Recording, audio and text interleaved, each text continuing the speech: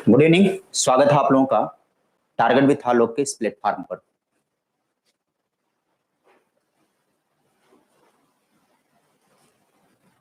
आ गया हूं भाई, भीगते उगते आ गया हूं। बारिश प्रयागराज में बहुत तगड़ी हो रही है।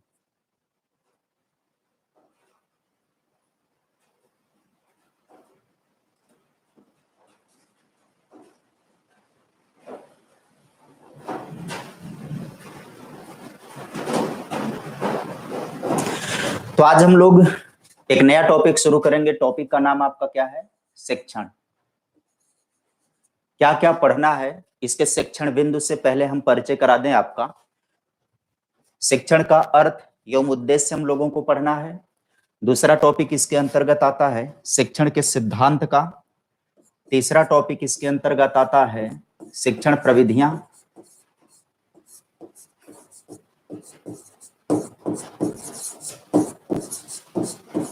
शिक्षण प्रविधियां।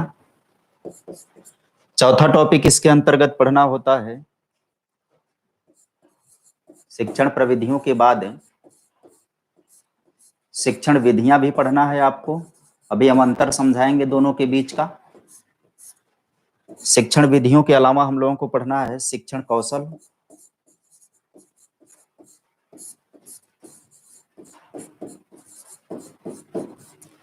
इसके साथ साथ हम लोगों को पढ़ना है शिक्षण सूत्र।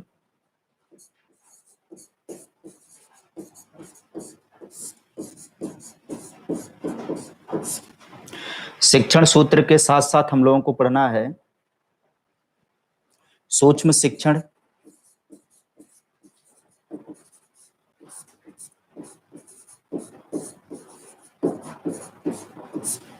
सूक्ष्म शिक्षण पढ़ना है। सूक्ष्म शिक्षण के बाद इसमें पढ़ना है शैक्षिक मापन व मूल्यांकन।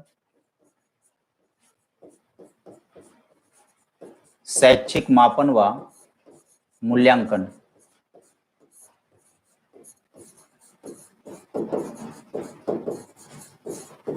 इतने टॉपिक का चर्चा हम लोगों को यहाँ पर करना है।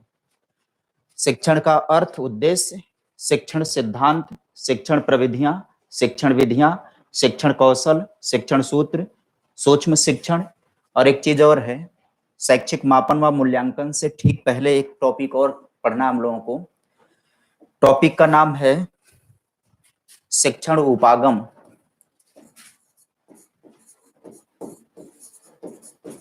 शिक्षण उपागम। शिक्षण की नवीन विधाएं इसी को कहते हैं। शिक्षण की नवीन विधाएं। नवीन विधाएं। शिक्षण की नवीन विधाएं। इसके अंतर्गत इतने अध्ययन हम लोगों को करना है। टॉपिक वाइज क्रम से हम एक एक का अध्ययन करना प्रारंभ करेंगे। आज के हमारे अध्ययन की शुरुआत होगी शिक्षण के अर्थ एवं उद्देश्य से। हम लोग शुरुआत करेंगे। लंबा पूरा टॉपिक है ये, बहुत महत्वपूर्ण है ये। सुपर टेट के एग्जाम में 10 अंक पूछे जाते हैं। यूपी टेट के लिए भी ये खासा महत्वपूर्ण होता है। यहाँ से भी सवाल बनते हैं। यूपी टेट में लगभग 10 अंक के सवाल पूछे जाते हैं।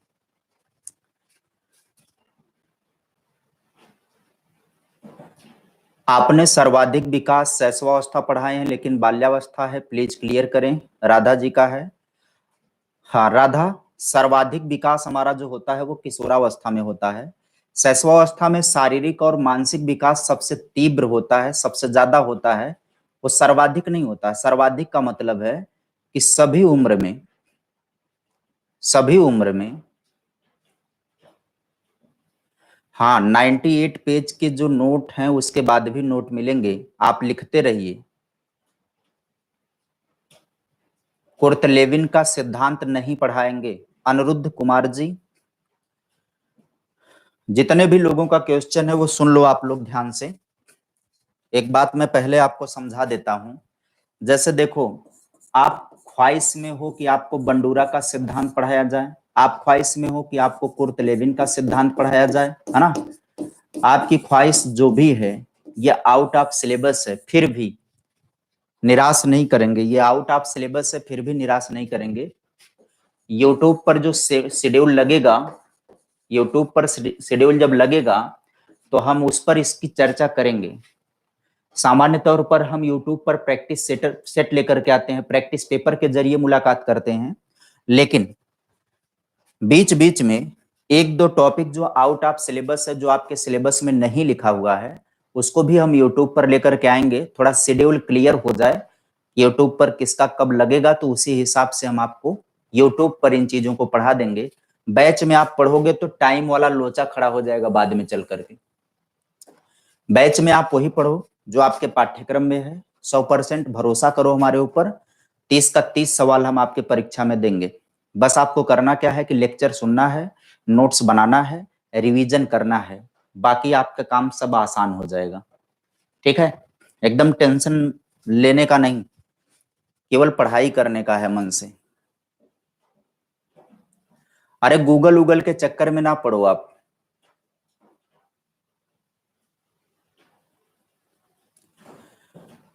अनुश्रुति का कहना है कि जितना सिलेबस है उसका इंपॉर्टेंट पढ़ा दीजिए।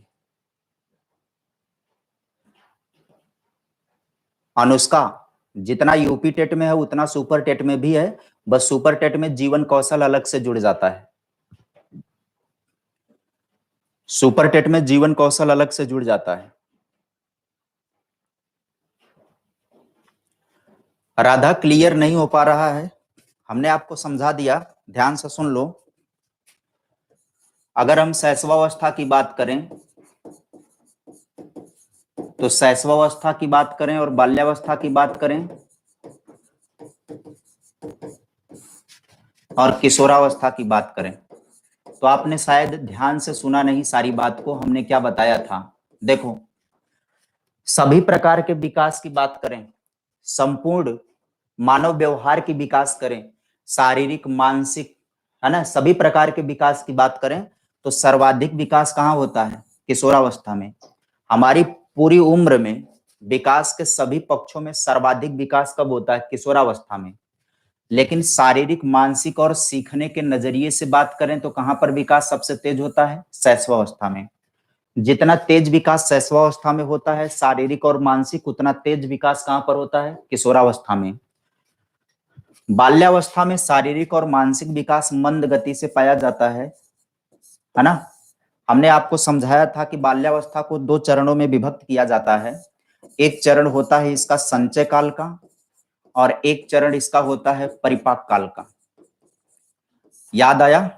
संचय काल में तीव्रता, परिपाक काल में तीव्रता पाई जाती है। लेकिन बाल्यावस्था का तुलनात्मक अध्ययन अगर हम शैशवावस्था की तुलना में करें तो बाल्यावस्था में विकास की मंद गति होती है। विकास की इसलिए मंद गति होती है, उसके पीछे हम कारण आपको समझा दें। आप गूगल के चक्कर में ना पड़ो, आप किसी भी चैनल के चक्कर में ना पड़ो, किसी भी व्यक्ति के चक्कर में ना पड़ो। जो मैं कारण समझा रहा हूं उस कारण को आप अपने दिमाग से ढूंढने का प्रयास करो। देखो, यहां पर 2 चीजें होती हैं। देखो, जिज्ञासा की प्रबलता पाई जाती है, इसलिए प्रश्नों से ज्यादा घेरता है चीजों को। दूसरी चीज, मांसपेशियां हड्डियों का रूप लेने लगती हैं, इसलिए शारीरिक विकास धीमा होने लगता है। और जिज्ञासा के कारण मानसिक शक्तियों को धारण करने लगता है। मानसिक शक्तियों को धारण करने का मतलब है यहाँ पर वह तर्क, है ना, तर्क की क्षमता विकसित होती है, मेमोरी का विस्तार होने लगता है। यहाँ पर मानसिक शक्तियां धारण करता है, इसलिए विकास की प्रक्रिया धीमी हो जाती है। वास्तविक दुनिया से जुड़ जाता है, इसलिए वास्तविक संसार के विषय में बहुत कुछ जानने का प्रयास करता है। इसलिए भी जब यहाँ पर सीखने की गति एथेंटिक होती है लेकिन धीमी प्रक्रिया होती है। सभी प्रकार के विकास की गति धीमी यहाँ पर पाई जाती है बाल्यावस्था में। बाल्यावस्था में देखना शारीरिक रूप से नटुल्ला रह जाता है बहुत दिनों तक। नहीं, बाल्यावस्था में जो पैंट वैंट सिलवाया गया होगा आपको, वो पूरे बाल्यावस्था में आप चहेट के पहने होंगे। किशोरावस्था में झटके से आपकी लंबाई बढ़ी होगी, तब पैंट छोटा हो गया होगा तो मोहड़ी खुलवा करके पापा ने पैंट बड़ा करवा दिया होगा। पूरा पैंट पुराना रहा होगा, नीचे 3-4 इंच नया पैंट आ जाता था, वो अंदर जो फोल्ड हुआ होता था। याद आया? यहाँ बहुत धीमी प्रक्रिया होती है। पूरे जीवन में सबसे ज्यादा सभी प्रकार का विकास कहाँ होता है? सर्वाधिक विकास किशोरावस्था में होता है। शारीरिक और मानसिक विकास की प्रक्रिया में तीव्रता कब पाई जाती है? शैशवावस्था में पाई जाती है। शारीरिक और मानसिक विकास की प्रक्रिया मंद गति से कहां पर होती है? बाल्यावस्था में होती है। ठीक है, चलो आ जाओ आप लोग। सबसे पहला अध्ययन हम लोग शिक्षण में शुरू करेंगे, शिक्षण का अर्थ एवं उद्देश्य। सबसे पहला अध्ययन शिक्षण में हमारा कौन सा शुरू होगा?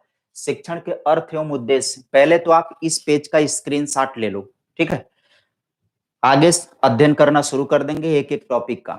जैसा हम कह रहे हैं वैसा करते जाओ, सफलता निश्चित मिलेगी। स्क्रीनशॉट ले लो आप लोग इसका। चलिए अब इस पर आ जाओ, इसको हटाते हैं, सीधे सीधे हेडिंग देते हैं, शिक्षण का अर्थ एवं उद्देश्य। पहला टॉपिक, शिक्षण का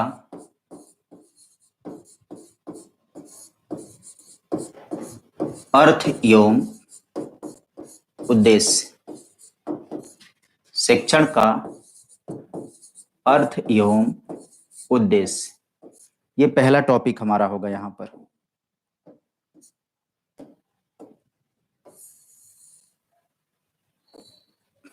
चलिए, किसे कहते हैं शिक्षण? तो सबसे पहले हम शिक्षण को लिख देते हैं, उसकी व्याख्या कर देते हैं, समझा देते हैं उसको। सबसे पहले हम किसको समझा दें? शिक्षण को समझा दें। शिक्षण क्या है? कुछ कठिन नहीं है भाई, ध्यान से सुनते रहना। यहाँ से टॉपिक आपका व्याख्यात्मक हो जाता है, जितना सुनेंगे उतना बढ़िया आपका तैयार होगा। शिक्षण किसे कहते हैं? तो यहाँ पर लिखेंगे कि शिक्षण एक सामाजिक प्रक्रिया है। पहले इसकी परिभाषा नोट कर दें। शिक्षण एक सामाजिक प्रक्रिया है। जो लोग नोट्स बना रहे हैं वो बनाएं। शिक्षण एक सामाजिक प्रक्रिया है, उसके बाद हम समझाते रहेंगे। जिसमें शिक्षक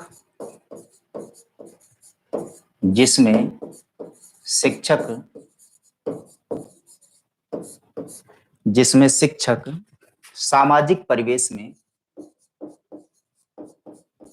जिसमें शिक्षक सामाजिक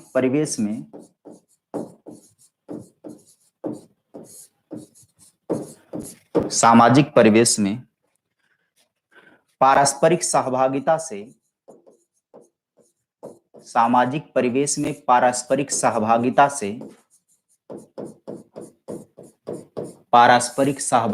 से अपने छात्रों तक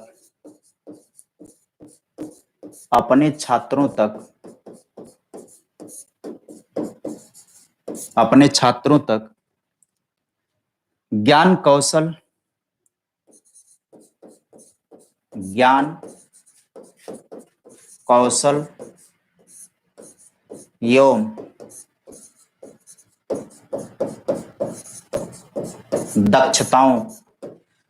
कौशल एवं दक्षताओं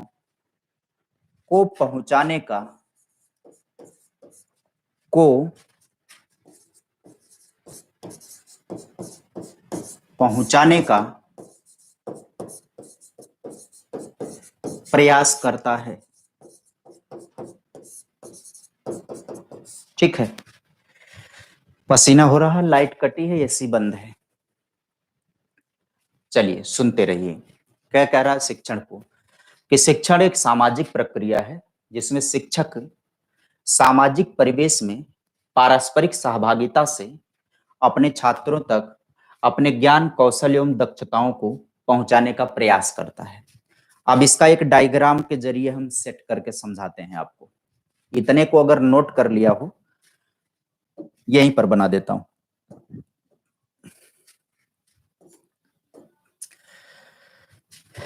यहां बनाता हूं। ये मान लीजिए कक्षा कक्ष है, ठीक है। ये मान लीजिए आपका कक्षा कक्ष है और यहां पर मास्टर साहब हैं। हाँ, मैं नहीं, आप ही लोगों में से कोई मास्टर साहब जो परीक्षा पास करके बन गया है वो हैं, ठीक है। और यहाँ पर आपके बच्चे बैठे हुए हैं। चलो बच्चों को थोड़ा सा कुपोषित बना देता हूँ ज्ञान के मामले में। ये आपके बच्चे हैं, ऐसे बहुत बेहतर तरीके से दिमाग में बैठ जाएगा, है ना। ये बच्चे हैं, देखो कितने क्यूट क्यूट बेबी बैठे हुए हैं। ये मास्टर साहब विभिन्न प्रकार की गतिविधियों का आयोजन करेंगे, जैसा कि हम आयोजन कर रहे हैं। विभिन्न प्रकार की गतिविधियों का आयोजन करेंगे। जो इनके द्वारा की गई गतिविधियां है ना, उन्हीं गतिविधियों को हम शिक्षण विधि कहेंगे। कुछ नहीं, बस ध्यान से सुनना, जो बात है वही दिमाग में बैठा लो। इनके द्वारा जो गतिविधियां आयोजित की जाएंगी, इनके द्वारा विभिन्न प्रकार की गतिविधियां की जाएंगी। ये, हाँ, एक्सप्रेशन जो इनके चेहरे का होगा, हाव भाव भंगिमा जो होगी, बोलने का जो तौर तरीका होगा, उछलने कूदने का तौर तरीका होगा, नाचने का तौर तरीका होगा, कुछ भी ये करेंगे एक्टिविटी, तो इनकी एक्टिविटी सीधा सीधा किनके लिए रहेगी? इनके द्वारा की गई एक्टिविटी से लाभ किनको मिलेगा? बच्चों को लाभ मिलेगा। और ये जिन गतिविधियों का आयोजन कर रहे हैं, उन गतिविधियों के आयोजन करने का लक्ष्य क्या है इनका? इनका लक्ष्य है, अच्छा देखो, कक्षा कक्ष में कैसा परिवेश है? कक्षा कक्ष में भैया सामाजिक परिवेश हो गया। हो गया कि नहीं हो गया? जहां 4, 6, 10, 20, 25, 30 लोग इकट्ठा हो गए, परिवेश कैसा हो गया? सामाजिक हो गया। अच्छा, खाली लोगों का इकट्ठा हो जाना ही सामाजिक परिवेश नहीं कहलाता है। समाज के नियम कानून जो पाए जाते हों, ध्यान से सुनना इस बात को, समाज के नियम कानून जो पाए जाते हों, मतलब परस्पर सहयोग की भावना हो, एक दूसरे से मित्रतापूर्ण व्यवहार हो, लोगों का स्नेह पूर्वक एक दूसरे से लोग जुड़ते हों, इत्यादि सभी प्रकार की सामाजिकता यहाँ पर कक्षा कक्ष में पाई जाती है। तो कह रहे हैं कि शिक्षण एक सामाजिक प्रक्रिया है जिसमें शिक्षक सामाजिक परिवेश में, यानी ये कक्षा कक्ष भी एक प्रकार का सामाजिक परिवेश है, में पारस्परिक सहभागिता से, भैया खाली ये अकेले ज्ञान की वर्षा नहीं करेंगे, है ना? ये कोई भगवान शिव नहीं है कि अपनी तीसरी आंख खोल दें और सबको ज्ञान की वर्षा सबके ऊपर कर दें ना। ये क्या करेंगे? परस्पर सहभागिता से। परस्पर सहभागिता का मतलब क्या होता है? कि सभी लोग एक दूसरे के साथ कोरिलेट करेंगे, मतलब सभी लोग एक दूसरे से इंटरेक्ट करेंगे, सभी आपस में शेयर करेंगे, भाव विचार को आदान प्रदान करेंगे। मास्टर और बच्चे दोनों एक दूसरे का सहयोग करेंगे क्रियाओं में। मास्टर साहब यदि कोई क्रिया करना चाह रहे हैं तो बच्चे उसमें फुल सपोर्ट करेंगे। वो मास्टर साहब पर डिपेंड करता है कि वो उद्दीपन परिवर्तन कौशल का किस तरीके से इस्तेमाल करके बच्चों की सहभागिता को कक्षा कक्ष में सुनिश्चित करवा रहे हैं। तो पारस्परिक सहभागिता से मास्टर साहब क्या करेंगे? अपने छात्रों तक, ये मास्टर साहब के छात्र हैं, अपने छात्रों तक मास्टर साहब क्या करेंगे? अपने ज्ञान, अपने कौशल और अपनी दक्षता का जो प्रसार करेंगे, यानी अपने ज्ञान कौशल एवं दक्षता को पहुंचाने का प्रयास करेंगे। तो मास्टर साहब विभिन्न प्रकार की गतिविधियों का आयोजन करके अपने ज्ञान, अपनी कुशलता और अपनी दक्षता को कहां पहुंचाएंगे? इधर पहुंचाएंगे, बच्चों की तरफ। क्यों पहुंचाना चाह रहे हैं? क्योंकि मास्टर साहब चाहते हैं कि छात्रों के व्यवहार में, छात्रों के व्यवहार में परिमार्जन हो सके। छात्रों के व्यवहार में क्या हो सके? परिमार्जन हो सके। तो छात्रों के व्यवहार में परिमार्जन क्यों करना चाह रहे हैं? क्योंकि मास्टर साहब चाह रहे हैं कि छात्रों का सर्वांगीण विकास हो सके। तो अगर आपसे पूछे कि शिक्षण का उद्देश्य क्या होता है या शिक्षण का लक्ष्य क्या होता है, तो शिक्षण का लक्ष्य होता है छात्रों का सर्वांगीण विकास। और कक्षा कक्ष में केवल शिक्षण की प्रक्रिया नहीं संपादित होती है। मास्टर साहब शिक्षण करते हैं, मतलब पढ़ाते हैं, और उनके छात्र पढ़ते हैं। तो कक्षा कक्ष की प्रक्रिया क्या हो जाती है? कक्षा कक्ष की प्रक्रिया हो जाती है शिक्षण अधिगम, है ना? हाँ, कक्षा कक्ष में कौन सी प्रक्रिया होती है बाबू? शिक्षण अधिगम की प्रक्रिया होती है कक्षा कक्ष में। मतलब ये पढ़ाते हैं, अपने ज्ञान, अपनी कुशलता और अपनी दक्षता को कहाँ पहुंचाते हैं? बच्चों तक पहुंचाते हैं। क्यों पहुंचाते हैं? क्योंकि चाहते हैं कि छात्रों के व्यवहार में परिमार्जन हो सके, मतलब छात्रों के व्यवहार में कहीं कोई कमजोरी है तो उस कमजोरी को दूर करके उसे मजबूती के रूप में लाएं, और जिससे कि छात्रों का सर्वांगीण विकास हो सके, या चौमुखी विकास हो सके, या बहुमुखी विकास हो सके। यही क्या कहलाता है? शिक्षण कहलाता है। ये एकदम सामान्य हो गया, है ना? एकदम सामान्य अर्थ हो गया भाई।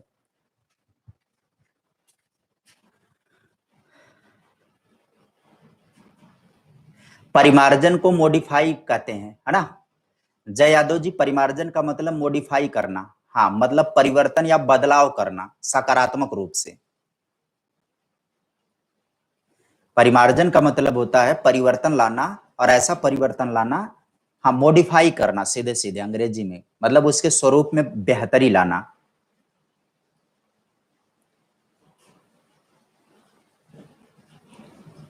प्रबंधन और प्रशासन भी है, घबराना नहीं, उसको भी पढ़ाएंगे।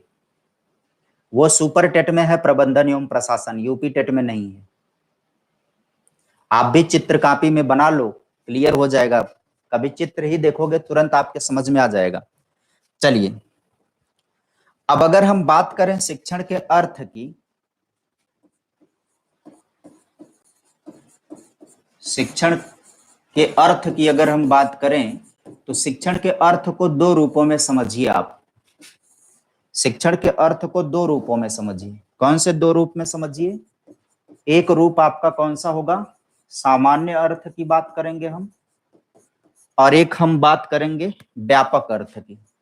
ठीक है, एक सामान्य अर्थ की बात करेंगे और एक कौन से अर्थ की बात करेंगे? व्यापक अर्थ की बात करेंगे। सामान्य अर्थों में जो शिक्षण होता है वो क्या होता है? तो सामान्य अर्थ में शिक्षण क्या होता है? जब औपचारिक साधनों द्वारा, सामान्य है बिल्कुल, औपचारिक साधनों द्वारा,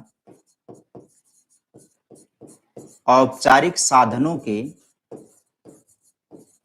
प्रयोग द्वारा जब शिक्षण का कार्य किया जाता है तब उस शिक्षण को सामान्य अर्थों वाला शिक्षण कहते हैं। औपचारिक साधन का प्रयोग करने का मतलब है कि जहां स्थान निश्चित हो। औपचारिक साधन के प्रयोग करने का मतलब क्या है भाई? स्थान क्या हो? निश्चित हो, है ना। औपचारिक साधन में क्या होता है? स्थान निश्चित होता है ना। औपचारिक साधन में पाठ्यक्रम निश्चित होता है, पाठ्यक्रम भी क्या होता है? निश्चित होता है बाबू। पाठ्यक्रम निश्चित के अलावा समय भी निश्चित होता है ना। समय निश्चित होता है, समय निश्चित होता है। उद्देश्य निश्चित होते हैं, उद्देश्य क्या होते हैं? निश्चित होते हैं। उद्देश्य निश्चित होता है ना। और यह पूर्व नियोजित होता है। यह कैसा होता है? पूर्व नियोजित होता है। अब इसको समझ लीजिए, सामान्य अर्थों में शिक्षण किसे कहते हैं? तो कह रहा है कि सामान्य अर्थों में शिक्षण वह होता है जब हम औपचारिक साधनों का प्रयोग करते हुए शिक्षण का कार्य करते हैं तो सामान्य अर्थों वाला शिक्षण होता है। सामान्य या संकुचित भी कह सकते हैं। सामान्य को दूसरे शब्दों में आप क्या कह सकते हैं? संकुचित कह सकते हैं।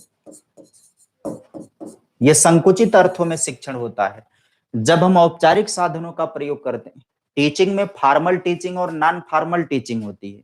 फॉर्मल का मतलब होता है कि ऐसा शिक्षण जिसमें समय व स्थान व उद्देश्य सब निर्धारित हो, जो पूर्व नियोजित हो। देखिए, जब आप कक्ष में पढ़ाने जाएंगे, जब आप प्राथमिक में टीचर हो जाएंगे तो आपका स्थान निश्चित होगा, एक विद्यालय पर आपको नियुक्ति मिलेगी। ऐसा नहीं है कि इलेक्ट्रॉन के जैसे आप अनुगमन वेग से गति करेंगे, जहां मूड में आ जाएगा वहीं अध्यापक बन के आप पढ़ाने लगेंगे, ऐसा तो है नहीं। आपका एक स्थान निर्धारित होता है, आपकी कक्षा निर्धारित होती है, आपके बच्चे निर्धारित होते हैं, आपका पाठ्यक्रम निर्धारित होता है, आपका समय निर्धारित होता है, आपका उद्देश्य भी निर्धारित होता है। और पढ़ाने के लिए आप पूर्व में योजना बना करके जाते हैं, पाठ्य योजना का निर्माण करके जाएंगे। पूर्व नियोजित का मतलब है कि पाठ्य योजना बना करके जा करके पढ़ाएंगे, तब ये क्या कहलाता है? सामान्य अर्थों का शिक्षा। मतलब जो विद्यालयी शिक्षा है, सीधी सीधी बात कहें तो जो विद्यालयी शिक्षा है,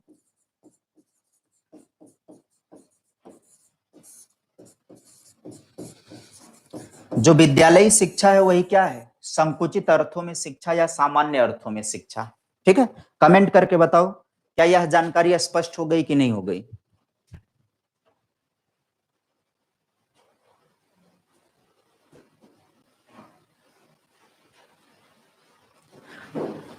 हम शनिवार को नहीं छोड़ेंगे, बाकी लोग छोड़ दें लेकिन शनिवार को नहीं छोड़ेंगे। हम एक दिन छुट्टी देंगे आपको, संडे। आवाज नहीं जा रही है? काहे, ये मजाक मत करिए, आवाज जा रही, खूब बढ़िया जा रही है, एकदम उदित नारायण के जैसी आवाज जा रही है।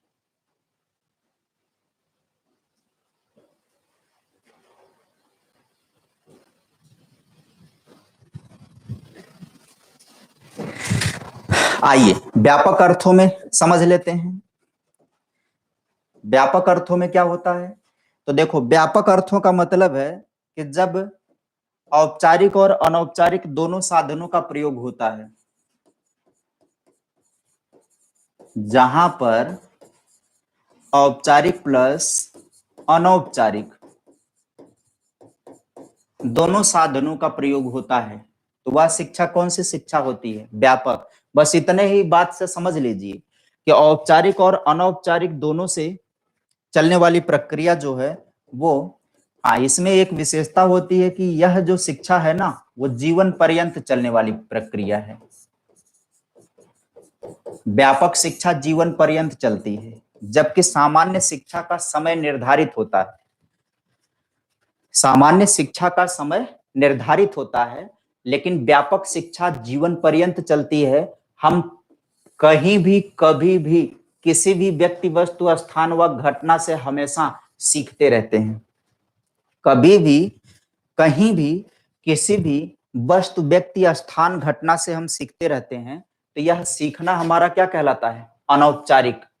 अनौपचारिक तरीके से सीखने के लिए कोई स्थान निर्धारित नहीं होता है। अब एक उदाहरण हम आपको समझाएं, एक उदाहरण हम आपको जबरदस्त वाला देते हैं। हाँ, पिछली बार बरसात के समय, बरसात का समय व्यतीत हो रहा था, हम टारगेट विथ आलोक आ रहे थे क्लास लेने, है ना, बच्चों को पढ़ाने आ रहे थे, ऑनलाइन क्लास लेने आ रहे थे, बाइक चला रहे थे, मास्क लगाए थे, चश्मा भी लगा था, हेलमेट भी लगा था, लेकिन हेलमेट का शीशा खुला हुआ था। ज्यादातर लोग यही करते हैं, हेलमेट का शीशा खुला हुआ था। तेजी से गाड़ी झोंकते हुए आ रहे थे क्योंकि लेट हो रहे थे। बर्रे नहीं आती है पीली वाली, हाँ, जैसे हमारा टी शर्ट है, इसे पीले रंग वाली बर्रे आती हैं कि नहीं आती हैं? वो कहीं से उड़ते हुए आई और डायरेक्टली घुस गई, और घुस करके यही आंख के नीचे चश्मे में फंस गई और उसने अपना क्रियाकलाप कर दिया। मतलब स्वतंत्र होने के लिए क्रांतिकारी ढंग का आंदोलन उसने यहीं पर किया, और जो कुछ भी लीपा पोता, उस लीपने पोतने से यह स्थान थोड़ा सा अपेक्षाकृत बढ़ गया आयतन में। वहीं एक सीख मिली, वहीं एक सीख क्या मिली कि भैया अब गाड़ी से चलो तो हेलमेट का शीशा गिरा लो, अन्यथा ये दुर्घटना भविष्य में भी घट सकती है। तो एक प्रकार की लर्निंग हो गई हमारी कि नहीं हो गई? ऐसा तो है नहीं हम कमरे से चल रहे थे और हम उद्देश्य निर्धारित था, या हमको निमंत्रण पत्र भेजी थी, इनविटेशन भेजी थी बर्रे ने कि आओ बेटा फला जगह पे आज हम तुमको एक सीख देते हैं, आज हम तुम्हारी क्लास लेते हैं। ऐसा कुछ तो निर्धारित था नहीं, पूर्व योजित तो था नहीं वो कार्यक्रम, है ना। वो कार्यक्रम पूर्व योजित नहीं था भाई साहब, उसकी योजना पूर्व में नहीं बनी हुई थी। वो ऐसे राह चलते अनायास शिक्षा प्राप्त हो गई, और तब से हम सतर्क हो गए। हेलमेट का शीशा गिरा लेते हैं ऐसे मौसम में जब बर्रे उड़ने लगती हैं, तो सतर्क रहते हैं। तो एक प्रकार की शिक्षा मिली कि नहीं मिली? अब बताओ, अनौपचारिक हुआ कि नहीं हुआ? अनौपचारिक हुआ कि नहीं हुआ? बिल्कुल हुआ।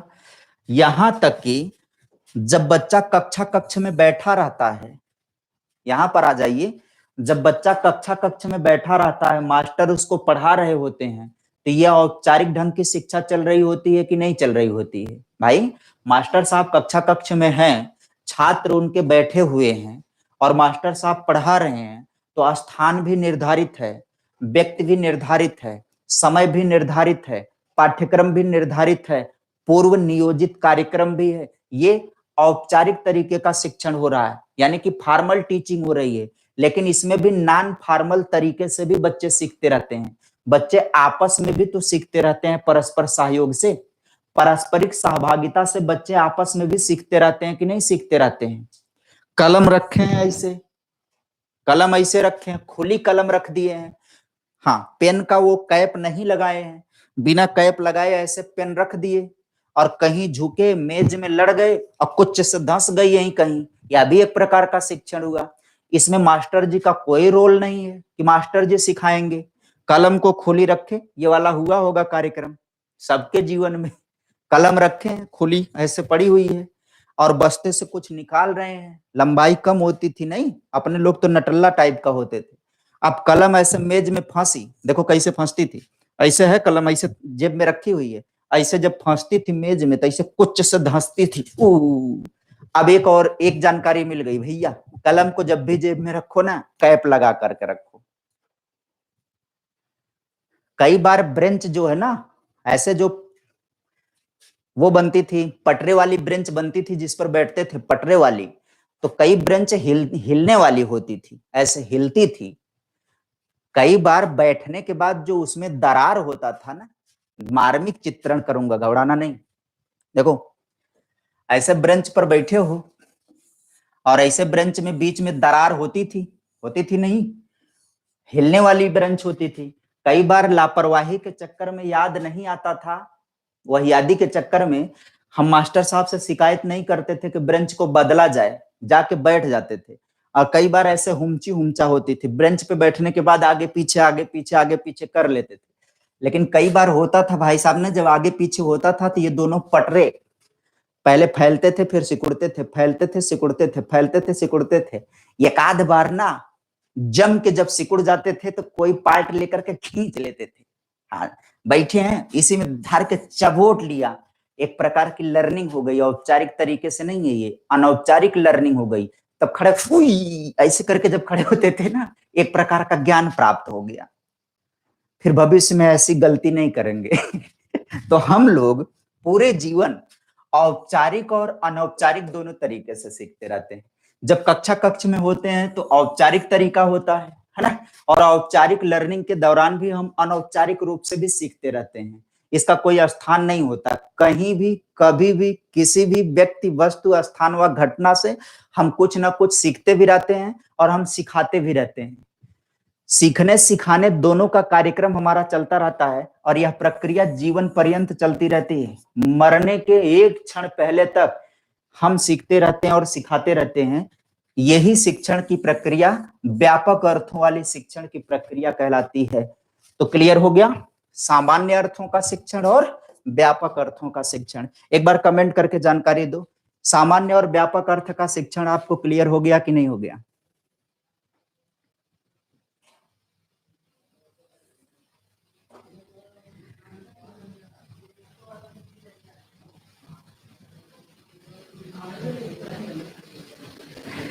निरौपचारिक समझाएंगे भाई, वही होता है औपचारिक और अनौपचारिक दोनों का मिश्रण।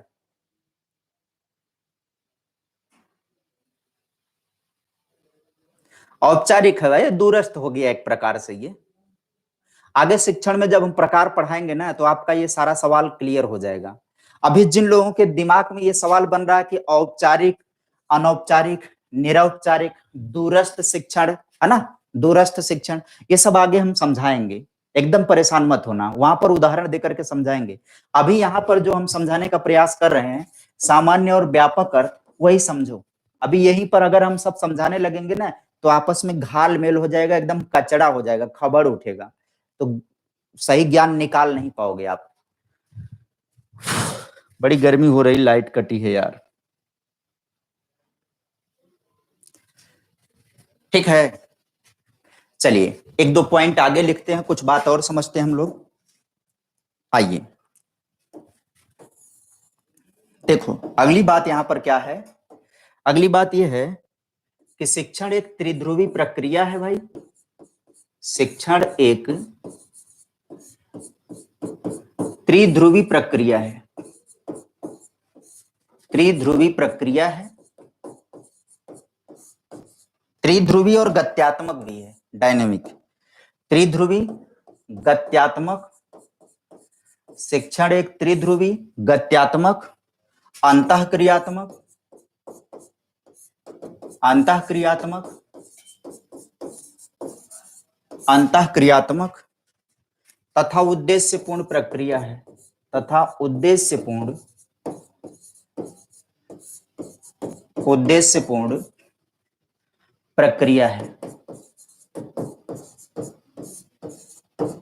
ठीक है, शिक्षण क्या है अगर आपसे कोई पूछे तो शिक्षण क्या है, इसका जवाब आपके सामने है कि शिक्षण एक त्रिध्रुवी प्रक्रिया है, गत्यात्मक प्रक्रिया है, अंतःक्रियात्मक प्रक्रिया है और उद्देश्यपूर्ण प्रक्रिया है।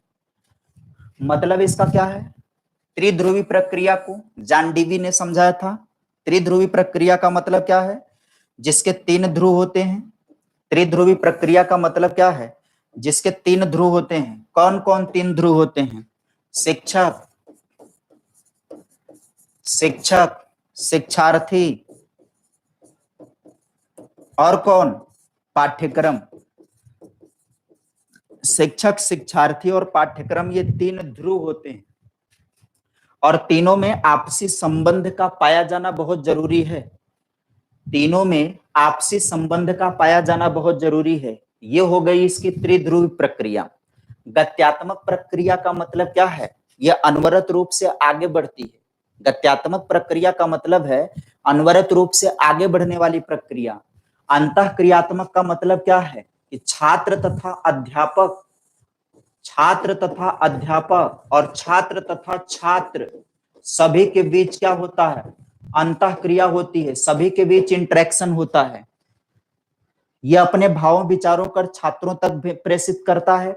छात्र अपने भाव विचार किस तक प्रेषित करते हैं? अध्यापक तक। ये मतलब कि छात्र अपने डाउट क्लियर करते हैं अध्यापक से प्रश्न पूछ करके। अध्यापक अपनी क्रियाओं में छात्रों की सहभागिता को सुनिश्चित करवाता है। तो कौन सी क्रिया हो गई? अंतःक्रियात्मक। 2 या 2 से अधिक लोगों के बीच जो प्रक्रिया होती है उसी को हम अंतःक्रिया कहते हैं, इंटरेक्शन कहते हैं। तो शिक्षण अंतःक्रियात्मक है और शिक्षण उद्देश्यपूर्ण प्रक्रिया है। क्यों? क्योंकि उद्देश्यों के ज्ञान के अभाव में एक अध्यापक उस नाविक के समान होता है जिसके गंतव्य स्थल की जानकारी नहीं होती है। उद्देश्यों के ज्ञान के अभाव में एक अध्यापक उस नाविक के समान होता है जिसके गंतव्य स्थल की जानकारी नहीं होती है और उसके छात्र उस पतवार विहीन नौका के समान होते हैं जो समुद्र के लहरों के थपेड़े खाते हुए किनारों की ओर बढ़ते जाते हैं। मतलब किसी भी क्रिया को अगर उद्देश्य नहीं है, किसी क्रिया का उद्देश्य नहीं है, तो वह क्रिया कभी भी सार्थक नहीं हो सकती, सफल नहीं हो सकती है। जब तक आपके जीवन में कोई उद्देश्य नहीं होगा किसी क्रिया को करने का, जैसे आप एकदम ऐसे कमरे में बैठे हो ना, एकदम से ऐसे कमरे में बैठे हो, अचानक से निकलो, मतलब कोई उद्देश्य मत बनाओ, अचानक निकलो कहीं जाने के लिए, तो दिमाग आपका पूछेगा कहाँ बे, कहाँ जाना है, बताओगे कुछ?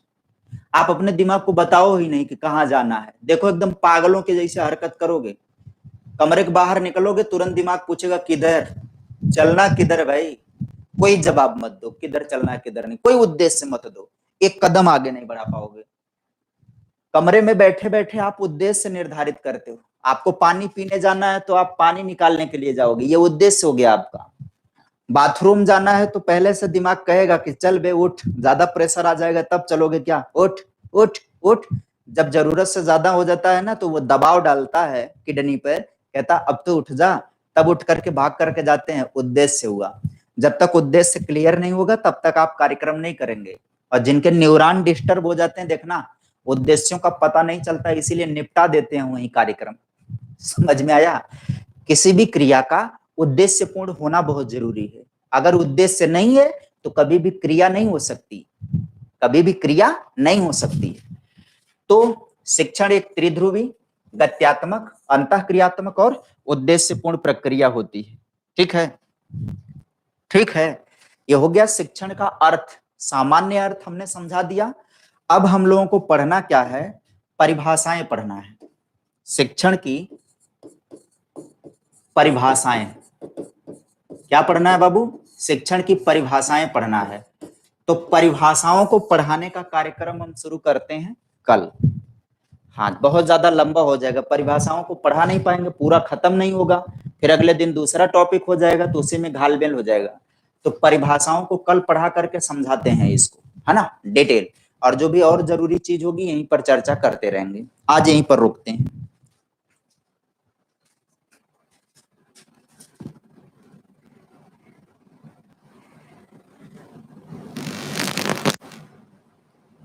त्रिध्रुवी का मतलब 3 ध्रुव होते हैं। त्रिध्रुवी का मतलब 3 ध्रुव होते हैं। ये देखो इधर समझाएं।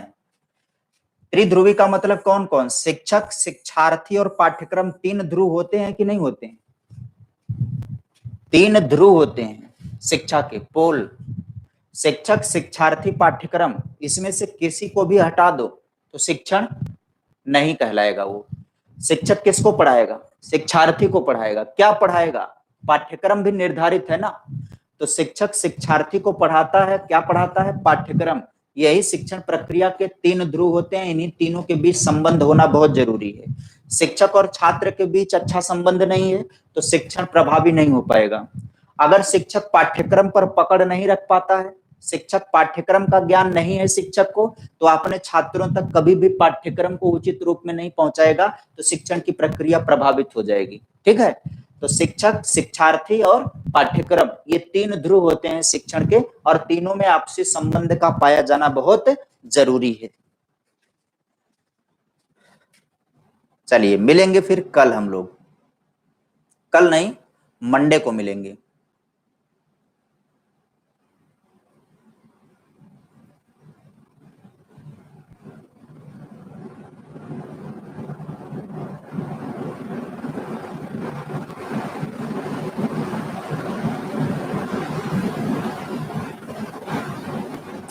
नहीं नहीं, हाँ, वर्तमान भारतीय शिक्षा एवं प्रारंभिक शिक्षा ये सुपर टेट में है। वर्तमान भारतीय समाज और प्रारंभिक शिक्षा ये सुपर टेट में है। पढ़ाएंगे सब, घबराना नहीं, एक भी सिलेबस छूटेगा नहीं।